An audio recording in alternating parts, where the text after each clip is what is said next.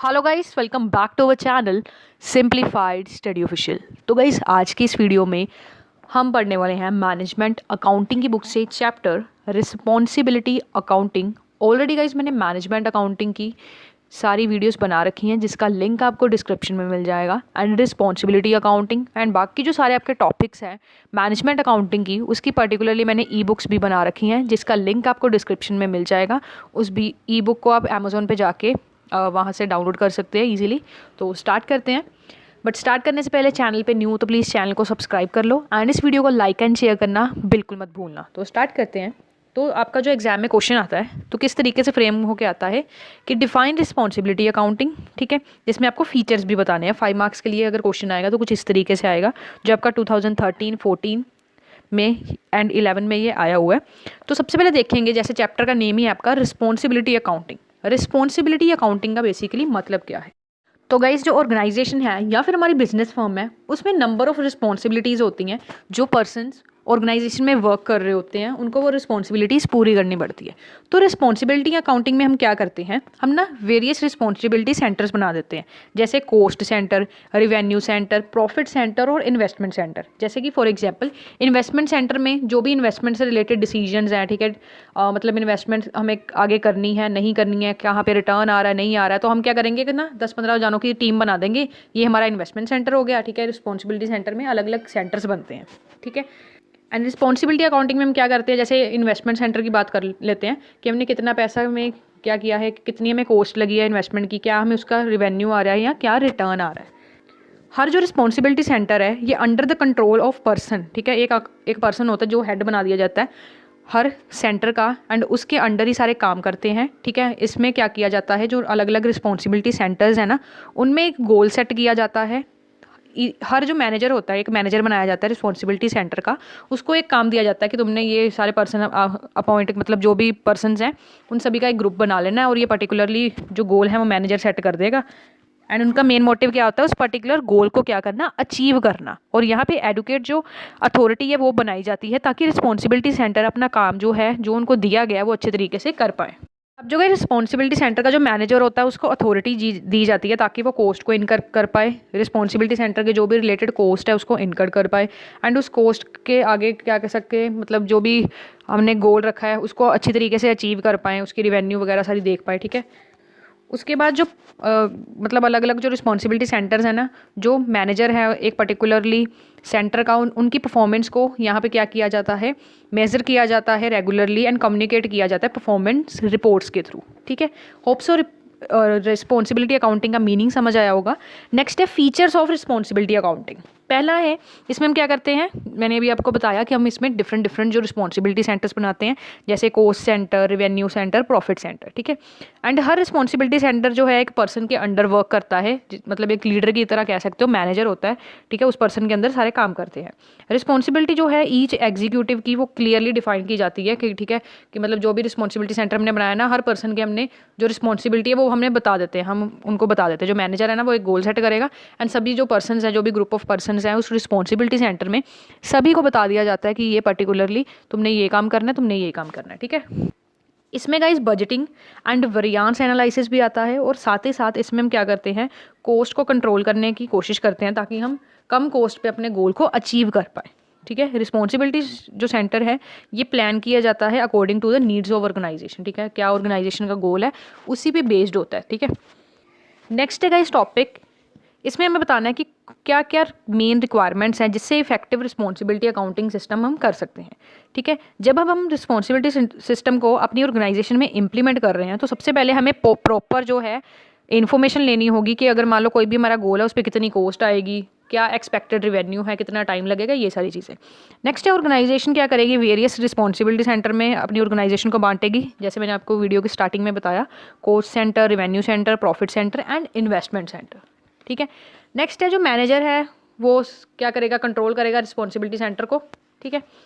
अब जो गोल है वो एक मैनेजर सेट करेगा पर्टिकुलरली रिस्पॉन्सिबिलिटी सेंटर के एंड सपोज करेगा कि ये अचीव हो सकेंगे, ठीक है। एंड ये जो रिस्पॉन्सिबिलिटी सेंटर है ये मैनेजर की हेल्प करते हैं ताकि वो कंसर्न रिस्पॉन्सिबिलिटी सेंटर को क्या कर सके, मतलब जो भी एक टारगेट है, ठीक है, एक टारगेट को ईजिली अचीव कर सके। एंड इसमें बजट्स एंड टारगेट को फिक्स करना चाहिए ताकि रिस्पॉन्सिबिलिटी सेंटर क्या कर सके, एक्यूरेट मतलब कोस्टिंग सिस्टम अपना अपना सके, ठीक है।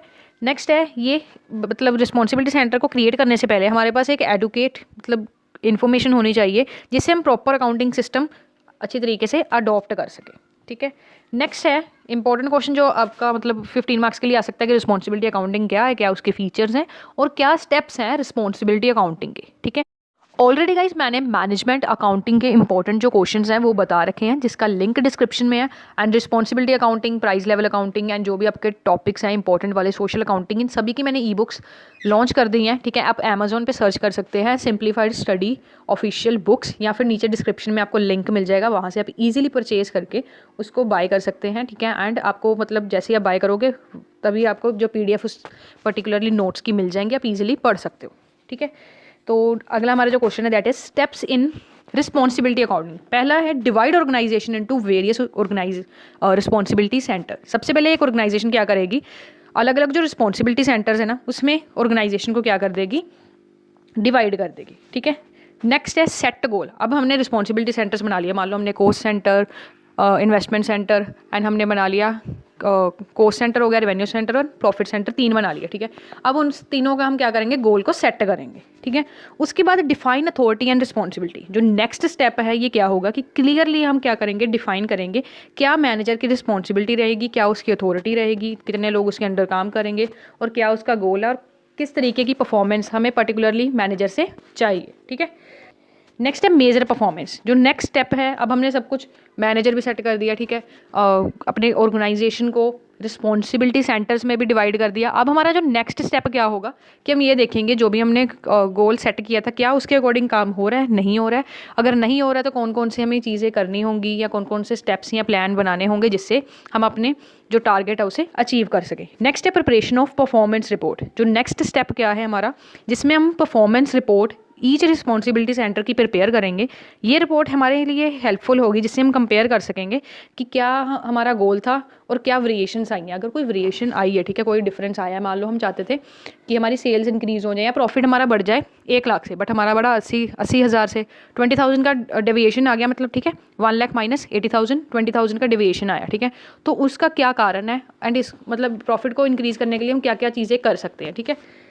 नेक्स्ट है रिपोर्टिंग। नेक्स्ट जो आपका स्टेप है दैट इज़ इसमें आप क्या करोगे, जैसे मैंने अभी आपको बताया कोई भी वेरिएंस आया उसको रिपोर्ट करोगे एंड उसके रिगार्डिंग हम क्या करेंगे, नेक्स्ट लास्ट स्टेप हमारा क्या है, टेकिंग करेक्टिव एक्शंस। बढ़िया एक्शंस जो भी हम ले सकते हैं, ठीक है, जिससे क्या हो जो भी हम डिविएशंस आ रही हैं वो ना आए, ठीक है। नेक्स्ट है हमारा क्वेश्चन रिस्पॉन्सिबिलिटी सेंटर क्या होता है, क्या क्या टाइप्स हैं। रिस्पॉन्सिबिलिटी सेंटर मैंने आपको बता दिया जिसमें ऑर्गेनाइजेशन की यूनिट को मैंने आपको शुरू में बता दिया कि रिस्पॉन्सिबिलिटी सेंटर क्या होते हैं, कि ऑर्गेनाइजेशन को ना अलग अलग रिस्पॉन्सिबिलिटी सेंटर्स में बांटा जाता है और हर रिस्पॉन्सिबिलिटी सेंटर्स का ना एक हेड बना दिया जाता है जिसे मैनेजर कहते हैं। उसके अंडर सारे पर्सनस वर्क करते हैं। मैनेजर को एक गोल दे दिया जाता है कि तुमने ये गोल अचीव करना है, ठीक है। और मैनेजर जो है वो अपने गोल को सारे जो भी एग्जीक्यूटिव्स हैं उनके साथ क्या करता है, कम्युनिकेट करता है, उसके रिगार्डिंग वर्क करता है, ठीक है। एंड इसमें कॉस्ट एंड रेवेन्यू को मेजर करता है, उसके बाद रिपोर्ट करता है, ठीक है। अब क्या है टाइप्स ऑफ रिस्पॉन्सिबिलिटी सेंटर। तो बेसिकली 4 टाइप्स के आपके रिस्पॉन्सिबिलिटी सेंटर है। पहला है कॉस्ट सेंटर, दूसरा है रेवेन्यू सेंटर, तीसरा है प्रॉफिट सेंटर एंड जो लास्ट है इन्वेस्टमेंट सेंटर। कॉस्ट सेंटर को एक्सपेंस सेंटर भी कहते हैं। रिस्पॉन्सिबिलिटी सेंटर को जैसे मैंने आपको बताया इसको एक्सपेंस सेंटर भी कहते हैं।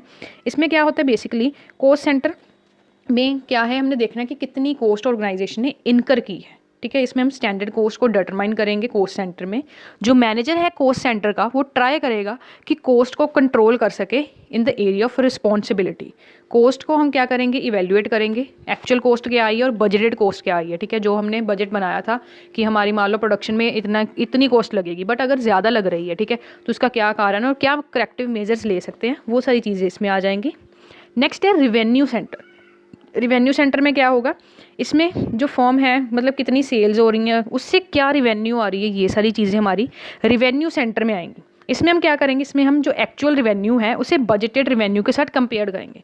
मान लो हमने बजट बनाया था, जो भी कॉस्ट हमने बनाई थी, हमने सोचा था कि हमें ना इस साल में 2 लाख का प्रॉफिट होगा, बट हमें हुआ 1,80,000 का, फिर से 20 लाख का डेविएशन आ गया। तो इसका क्या कारण है, ठीक है, क्यों हमें ये डेविएशन आई, ठीक है, क्या हमारे प्लान में कोई चेंजेस होने चाहिए, ठीक है, या प्लान में कोई चेंजेस होने चाहिए, या फिर कोई कौन सा हमें करेक्टिव मेजर लेना जिससे हम क्या कर सकें, इसे मतलब अपने प्रॉफिट को इंक्रीज़ कर सकें, ठीक है, रिवेन्यू को इंक्रीज़ कर सके। नेक्स्ट है प्रॉफिट सेंटर। अब जो प्रॉफिट सेंटर है यहाँ पे क्या होगा, जो मैनेजर है वो क्या करेगा, बोथ कोस्ट एंड रिवेन्यू के लिए वो अकाउंटेबल होगा। क्योंकि देखो कोस्ट एंड रिवेन्यू को अगर हम लेस करते हैं तभी हमारा क्या आता है, प्रॉफिट आता है, ठीक है, मतलब जो हमारी कॉस्ट है, ठीक है, कॉस्ट और रिवेन्यू को भी हम लेस करेंगे, जो हमारा आया वो प्रॉफिट आएगा। तो कॉस्ट को अगर हम कम से कम रखने की कोशिश करेंगे, उससे क्या होगा, हमारा प्रॉफिट क्या होगा, ज़्यादा से ज़्यादा होगा। तो इसमें मैनेजर क्या करेगा कि अपनी जो मतलब कॉस्ट को भी देखेगा कि कॉस्ट भी कम रहे, क्योंकि हमें पता है कि जितनी हमारी कम कॉस्ट रहेगी उससे क्या होगा, हमारी रिवेन्यू इंक्रीज़ होगी। नेक्स्ट है इन्वेस्टमेंट सेंटर। इन्वेस्टमेंट सेंटर जो है ये कॉस्ट एंड रिवेन्यू के साथ जो है सिर्फ डील नहीं करता, बट ये इन्वेस्टमेंट के साथ भी डील करता है। इसमें हम कॉस्ट और रिवेन्यू तो देखते हैं बट इन्वेस्टमेंट को भी देखते हैं। इन रियलिटी जो इन्वेस्टमेंट सेंटर है ना, ये एक स्टेप फॉरवर्ड है प्रॉफिट सेंटर का। प्रॉफिट सेंटर का कह सकते हो एक नेक्स्ट पार्ट है। इसमें क्या है, इसमें हम इनकम सिर्फ मेजर नहीं करेंगे, इसमें हम देखेंगे कि क्या हमें इनकम आई है इन्वेस्टेड कैपिटल से, ठीक है। जो मैनेजर है इन्वेस्टमेंट सेंटर का, वो प्रोडक्शन एंड मार्केटिंग डिसीजन के लिए क्या होगा, अकाउंटेबल होगा, एंड उसके रिगार्डिंग जो रेट ऑफ रिटर्न है उसको अपनी परफॉर्मेंस को क्या करेगा, मेजर करेगा डे टू डे वाइज, ठीक है, मतलब जो भी टाइम वाइज वो क्या करेगा, मतलब छोटे छोटे इंटरवल के बाद वो इसको मेजर करेगा, ठीक है। नेक्स्ट है एडवांटेजेस ऑफ रिस्पॉन्सिबिलिटी सेंटर। पहला है ये हमें क्लियरली डिफाइन कर देता है अथॉरिटी एंड रिस्पॉन्सिबिलिटी जो भी ऑर्गेनाइजेशन के अंदर वर्क हो रहा है। साथ ही साथ ये हेल्प करता है जिससे हम रिस्पॉन्सिबिलिटी सेंटर्स जो हैं, वेरियस रिस्पॉन्सिबिलिटी सेंटर्स को ईजिली मेक कर सकते हैं, मैनेजरियल कंट्रोल कर सकते हैं। साथ ही साथ रिस्पॉन्सिबिलिटी अकाउंटिंग हमारी हेल्प करती है जिससे हम जो ओवरऑल परफॉर्मेंस है बिजनेस की उसे हम इम्प्रूव कर सकते हैं, जिससे हम कॉस्ट को क्या कर सकते हैं, कंट्रोल कर सकते हैं, एंड प्रॉफिट को इंक्रीज़ कर सकते हैं। साथ ही साथ ये हमारी हेल्प करता है जिससे हम परफॉर्मेंस जो है वेरियस रिस्पॉन्सिबिलिटी सेंटर की उसको क्या कर सकते हैं, मेजर कर सकते हैं, और अगर कोई वेरिएंस आता है उसके रिगार्डिंग हम क्या कर सकते हैं, करेक्टिव एक्शंस ले सकते हैं। नेक्स्ट है ये हम मैनेजमेंट को हेल्प करता है जिससे वो करेक्टिव मेजर्स ले सकते हैं, ठीक है, वही जो मैंने अभी आपको बताया वही लाइन दोबारा से रिपीट है। और डाटा जो है हम कलेक्ट कर रहे हैं रिस्पॉन्सिबिलिटी अकाउंटिंग के, वो मैनेजमेंट की हेल्प करेगा फर्दर डिसीजन लेने के लिए। नेक्स्ट है ये मैनेजमेंट की हेल्प करता है जिससे हम ऑर्गेनाइजेशन गोल को क्या कर सकते हैं, अचीव कर सकते हैं, ठीक है। तो गाइस ये था आपका चैप्टर रिस्पॉन्सिबिलिटी अकाउंटिंग। होप से समझ आया होगा। इसकी ई बुक आपको अमेजोन पे मिल जाएगी, अमेजोन पे जाके आप सर्च करो सिंप्लीफाइड स्टडी ऑफिशियल, जो भी चैप्टर के आपको नोट्स चाहिए सिंपल आप सर्च करो, एंड जो भी हमारी बुक्स हैं वो सारी आ जाएंगी वहाँ पे, आप इजीली इसकी PDF ले सकते हो। आज की इस वीडियो में इतना ही। Thanks for watching, and management accounting की फुल प्लेलिस्ट का लिंक आपको डिस्क्रिप्शन में मिल जाएगा। आज की इस वीडियो में इतना ही। Thanks for watching.